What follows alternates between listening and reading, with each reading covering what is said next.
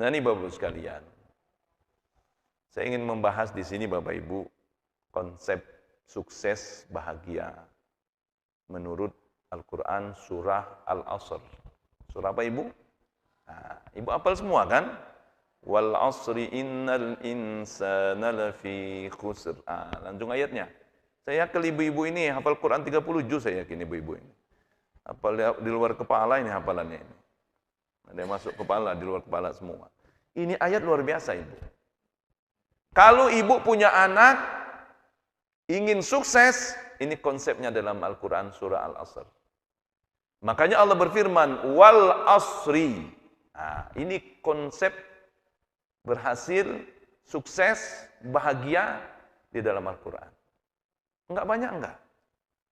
Apa kata Allah? Wal asri. Waw itu Pak dinamakan dengan huruf qasam. Nih. Apa itu qasam Ibu? Bukan qasam makanan itu, bukan. Kalau bahasa Lampung, Pak Prana, qasam juga kan? Bekasam itu kan Pak. Bukan qasam itu, bukan. Qasam itu apa artinya? Sumpah. Waw, ta, ba. Itu namanya huruf sumpah. Wallahi, billahi, tallahi. Enggak ada kallahi, enggak ada kaf. Apalagi huruf itu? Jim, jillahi, enggak ada. Cuma 3 ini Pak. Jadi huruf yang digunakan untuk sumpah hanya 3 ini Pak. Selain itu enggak ada. Makanya Allah bersumpah, wallahi. Itu sumpah kita kan? Pak Prana dilantik jadi kadis, ada sumpahnya Pak Prana kan? Demi Allah, demi, diterjemahkan bahasa kita kan demi. Tallahi, billahi, 3 ini huruf qasam. Nah Allah di sini Bapak sekalian bersumpah. Tapi dengan apa Allah bersumpah? Wal asri. Nih Pak, ayo Pak. Supaya Bapak Ibu aktif nih. Saya ini bukan penceramah. Saya ini profesinya dosen. Profesinya dosen. Jadi saya ingin berbagi ilmu. Nih. Apa kata Allah Ibu? Wal asri. Waw itu dinamakan huruf apa tadi? Bekasam. Kasam. Kasam itu apa artinya? Sumpah. Nih Pak. Kita belajar lagi fikihnya Pak. Manusia hanya boleh bersumpah dengan nama Allah. Demi Allah. Supaya paham ini Pak. Tapi kalau Allah bebas bersumpah dengan seluruh makhluknya. Kalau kita nggak boleh Pak. Kenapa? Ada di masyarakat kita ketika mau menguatkan dengan sumpah. Demi Allah dan demi Rasul katanya. Demi Rasulullah. Nggak ada Pak demi Rasulullah. Hanya demi Allah. Nih ibu-ibu. Jadi kalau kita manusia hamba hanya boleh bersumpah dengan nama Allah. Nggak boleh bersumpah dengan nama lain. Tapi Allah bersumpah dengan seluruh makhluknya. Ini contoh Pak. Dengan seluruh waktu yang Allah berikan. Wal asri. Demi masa. Nanti kita kupas ini Pak. Kenapa kok yang dipilih waktu asar? Ya kan? Nih, dalam yang lain umpamanya. Watin. Demi buah tin. Kan ada dalam Al-Quran Pak. Wazzaitun, demi buah. Ketika Allah menyebutkan dalam sumpah makhluknya, pasti ciptaan Allah itu punya nilai tersendiri. Allah bersumpah dengan buah tin. Kenapa? Kenapa enggak durian umpamanya? Mangga. Ya kan Pak? Jeruk umpamanya. Kenapa Bu sekalian? Karena buah tin, buah zaitun itu buah-buahan yang luar biasa Pak. Dari segi manfaatnya, dari segi tumbuh-tumbuhan. Buah zaitun itu Pak, kan di Arab itu paling banyak. Di Turki, di Jordan, Palestina, Syria, Lebanon. Itu penghasil buah zaitun paling besar Pak. Kalau musim dingin, musim gugur, daunnya semuanya habis semua. Kecuali buah tin Pak. Kecuali buah zaitun. Ini Bapak sekalian. Artinya Allah bersumpah dengan watin wa zaitun. Wa turi sinin. Apa arti tur sinin Pak? Tursina. Tahu Tursina enggak? Enggak tahu kan? Tursina itu salah satu gunung yang ada di Mesir. tempat Nabi Musa menerima wahyu. Saya udah pernah sana Pak, naik gunung Tur Sina itu. Wa hadzal baladil amin. Allah bersumpah dengan ini negeri yang aman. Negeri mana Pak? Hah? Suka rame? Mekah. Wa hadzal baladil amin, negeri yang aman. Apa itu kota Mekah artinya? Jadi banyak makhluk cipta-ciptaan Allah yang Allah gunakan untuk bersumpah. Ini waktu. Wal asri. Ada enggak? Ada juga nanti wal fajr, demi waktu. Allah bersumpah dengan waktu ini, Pak. Allah bersumpah dengan waktu asar. Kenapa Allah bersumpah dengan waktu asar, Bapak sekalian? Sebab kata ulama, Pak, waktu asar itu waktu yang sangat spesial. Tuh, Pak. Kenapa waktu ini dinamakan asar, Pak? Asar. Ibu-ibu kalau mau minum apel, perahan apel itu dinamakan apa, Ibu? Jus. Jus apel, jus mangga, jus tomat, ya kan, Ibu ya? Nah, jus itu dalam bahasa Arabnya asr. Nah, asr, Pak. Bapak mau bikin kolak kelapa itu diperah begitu. Nah, perahan kelapa itu namanya asr. Bapak kalau ke Mekah, artinya asr. Bapak dikasih jus pasti, Pak. Asir banana, asir tufah. Asr itu artinya apa? Jus, perahan itu. Nah, kenapa waktu sore itu dinamakan asr?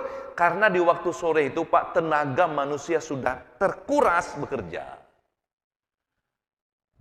Maka dinamakan asr. Tuh, tukang bangunan. Sudah waktunya menerima gaji, kan? Kenapa? Karena tenaganya sudah terkuras. Maka dinamakan asar. Nah, kalau saya jelaskan waktu asar, fajar, banyak. Oke, kembali Bu sekalian. Ini kata Allah ketika baca surat asar itu, baru Ibu merenungkan. Wal asri. Nah, kata Allah, demi masa. Innal insana lafi khusrin. Ini kembali tadi Ibu, tema kita, konsep bahagia, sukses menurut surat asar. Seluruh manusia, ini insan. Ibu-ibu sini, lihat sini. Kita ini dinamakan manusia bukan, Pak? Hah? Manusia itu, Ibu, di dalam bahasa Al-Quran, dalam bahasa Arab dinamakan dengan insan. Apa bahasa Arabnya? Insan. Kenapa kita dinamakan insan? Nih, Pak. Kita ini manusia dinamakan insan, kenapa? Karena insan ini terambil dari akar kata nasya yansa nisyanan. Artinya apa? Pelupa. Maka dinamakan insan kita, Pak. Kenapa? Karena kita pelupa, Pak. Baru ngutang bulan kemarin, pas ditagih, lupa kan, Pak? Pura-pura lupa ini, Pak, bukan lupa betulan. Ya kan? Kenapa? Karena sifat manusia yang nggak boleh itu pura-pura lupa. Kalau lupa beneran nggak apa-apa. Rufi al-qalam anithalat, kata Nabi. Manusia itu tidak mendapatkan beban dosa tiga. Tiga, ibu-ibu. Nah, di antaranya apa? Anin nas. Dari orang yang lupa sampai dia ingat. Tuh. Yang kedua, anin naim hatta yastayqiz. Orang yang ketiduran sampai dia bangun. Ibu-ibu nih, ada fikihnya juga nih ibu-ibu. Atau bapak-bapak, capean pulang dari kantor, umpamanya Pak. Pas zuhur, tidur. Bablas bangunnya maghrib atau isya. Maghrib lah kira-kira Pak. Kalau isya udah kebablasan ya. Artinya bapak nggak salat apa-apa? Asar. Kapan bapak akan mengqadha salat asarnya? Kapan bapak mengqadha salat asarnya? Bapak zuhur tidur nih, bangun-bangun isya umpamanya. Kapan bapak akan mengqadha salat asarnya? Saya mau tanya nih, ayo Pak. Kapan bapak mengqadha salat asarnya? Tunggu asar besok? Kan ketemu asar lagi maksudnya kan? Yang benar nggak begitu? Fal yusalliha idza dzakaraha. Ketika kamu bangun, ingat ya Allah. Udah maghrib ini. Langsung Bapak Ibu salat, Maghrib dulu, baru mengqadha asar. Ada orang enggak. Ya Allah, enggak salat asar.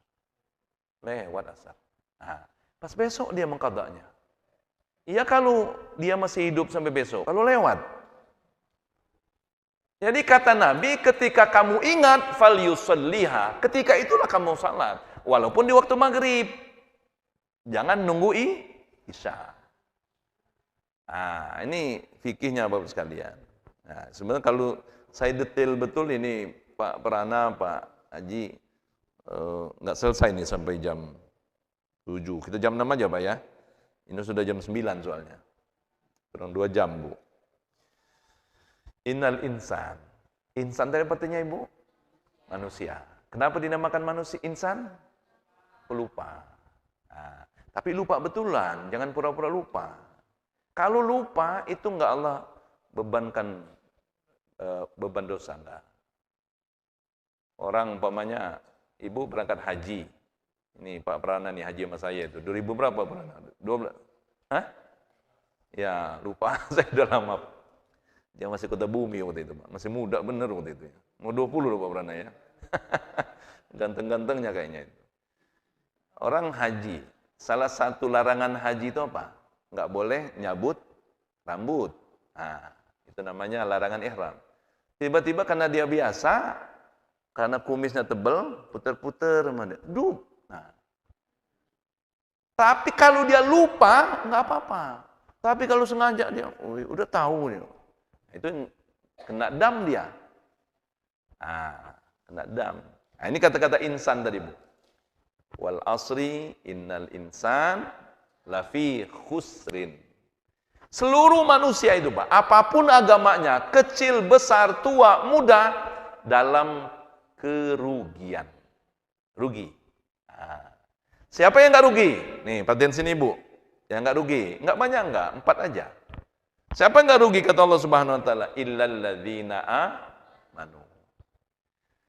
Kita yang beriman ini enggak pernah rugi, Pak. Kita yang beriman ini Bapak sekalian enggak pernah rugi. Kenapa? Karena apapun yang kita lakukan semuanya bernilai pahala. Tapi syaratnya satu, dengan iman. Makanya Bapak Ibu jangan salah memahami kata ibadah dalam Islam. Di masyarakat kita ini kalau sudah ngomong ibadah, hanya konsen ke salat, puasa, zakat, iktikaf. Padahal nggak begitu, Pak. Senyum aja ibu-ibu, nyengir itu ibadah. Senyum itu Pak ibadah. Ketemu tetangga, apa kabar Pak? Sehat, senyum. Ibadah itu Pak. Tabassumuka ala wajhi akhika sadaqah, kata Nabi. Senyummu di depan saudaramu bernilai sedekah. Ini udah pelit, miskin, merengut lagi. Gimana mau masuk surga kayak gitu Pak?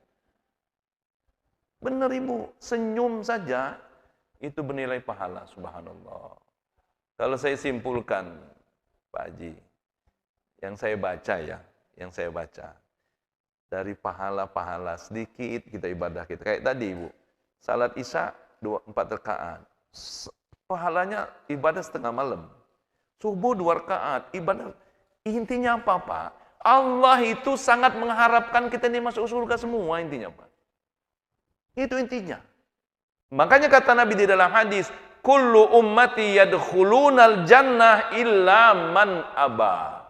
Ini kata Nabi. Seluruh umatku masuk surga. Kita umat Nabi bukan? Umat Nabi. Illa man aba. Kecuali yang memang nggak mau. Ya gimana kalau nggak mau, Pak? Ini Pak sekalian.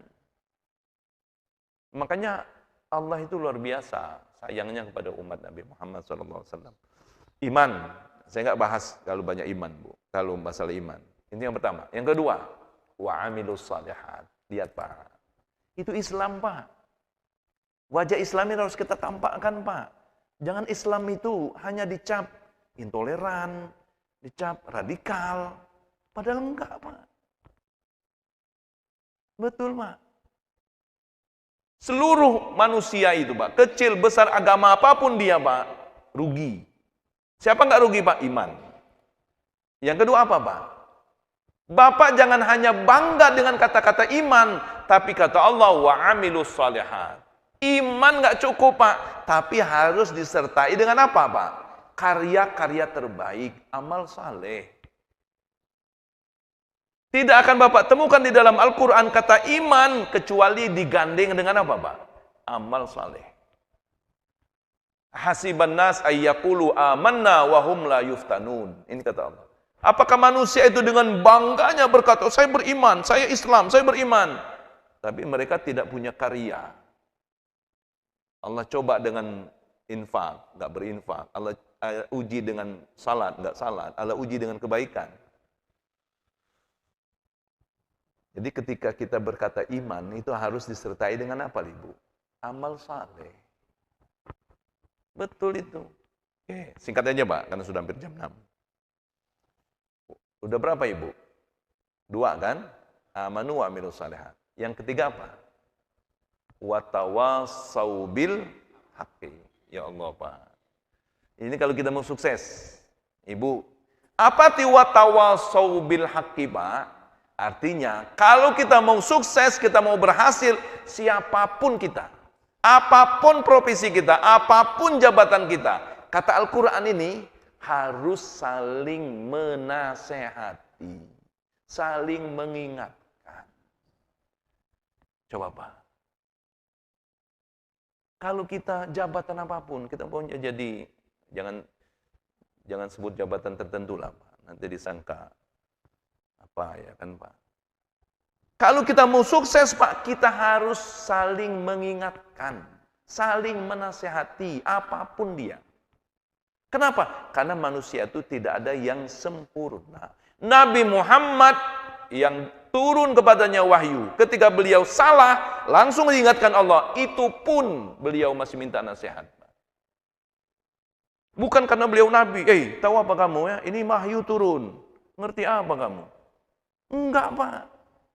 Coba ibu-ibu ke Madinah itu, ada namanya Perang Khandak. Tahu Perang Khandak enggak? Ada Masjid Sab'ah, Masjid 7 di Madinah itu, Pak. Itu apa ceritanya, Pak? Itu ketika kafir Quraisy akan menyerang ke Madinah, Pak, Nabi Muhammad musyawarah. Ini apa kita akan persiapkan? Ini tentaranya banyak. Kata Salman Al-Farisi, bukan orang Arab, dari Paris sana. Ya Rasulullah, di negeri kami ketika peperangan banyak, mereka nunggang kuda, nunggang onta, kami gali parit dalam, kami tutup di sana. Ketika mereka nanti datang, masuk semua ke dalam lubang itu. Diterapkan oleh Nabi, menang perangnya, Pak. Apa Nabi nggak mau nerima? Enggak, Pak. Dalam Al-Quran ini, Pak. Watawasau bil haqqi.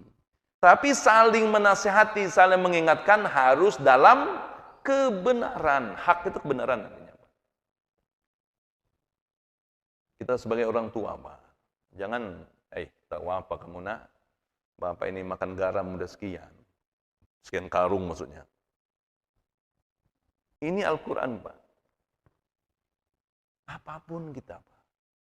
Kita ini enggak menasihatinya, tapi tidak menerima nasihat. Kalau kita mau berhasil, Pak, harus menerima nasihat, masukan orang, Pak.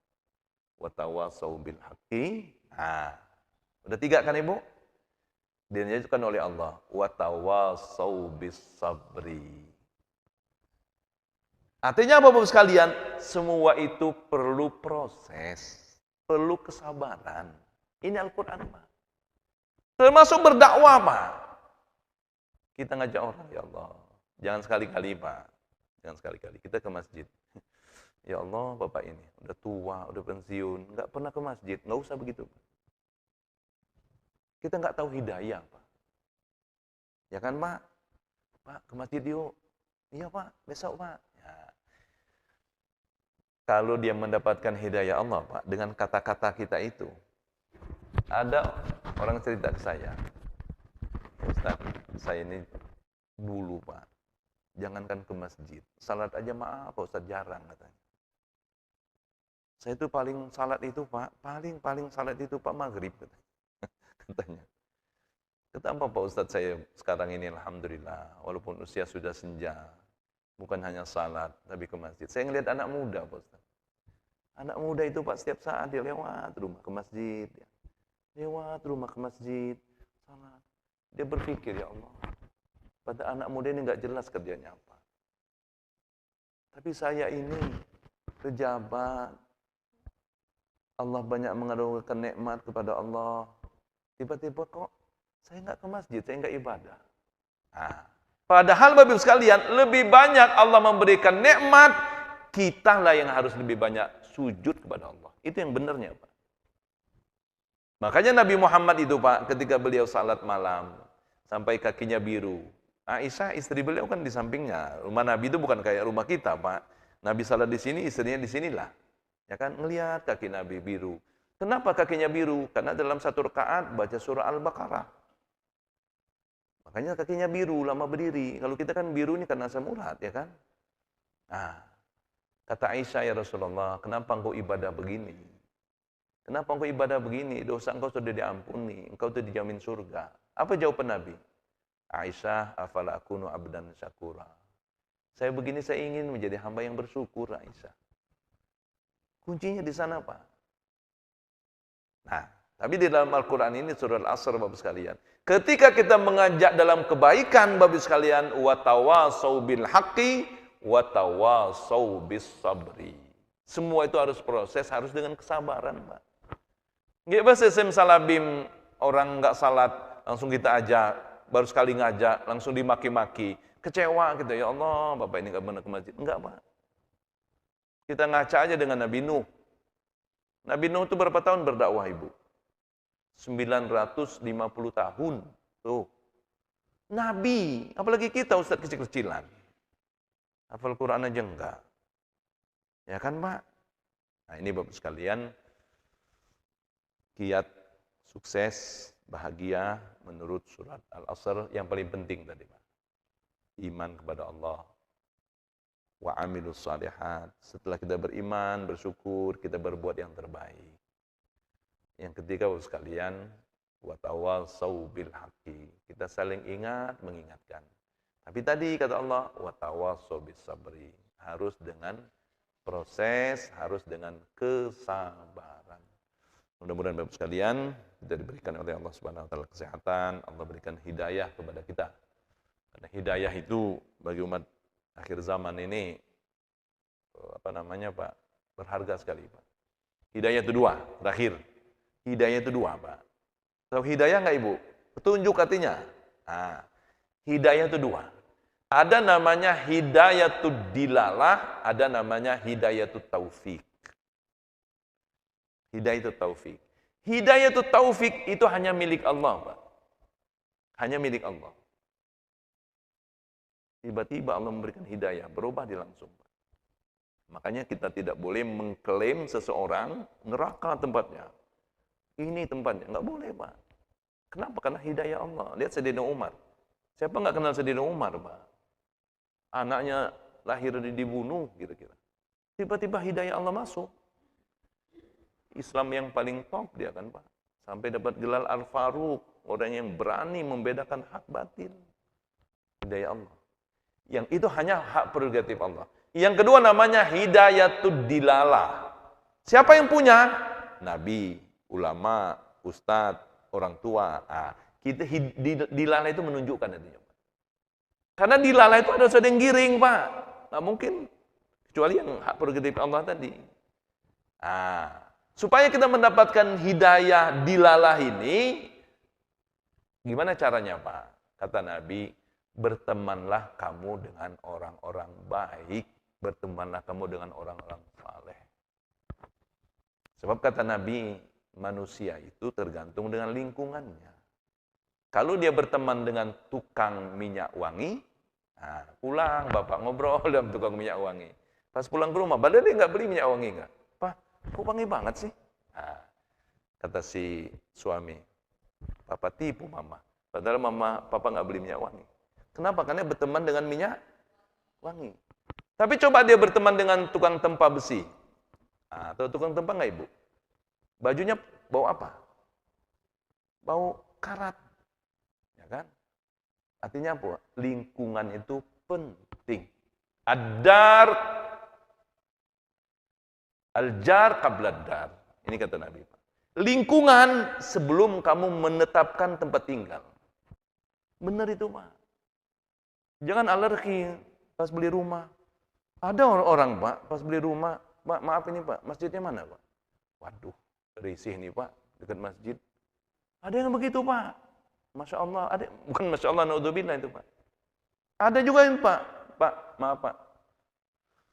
Ini rumah, kuburan di mana, katanya. Ah, ada yang begitu juga macam-macam kan, Pak.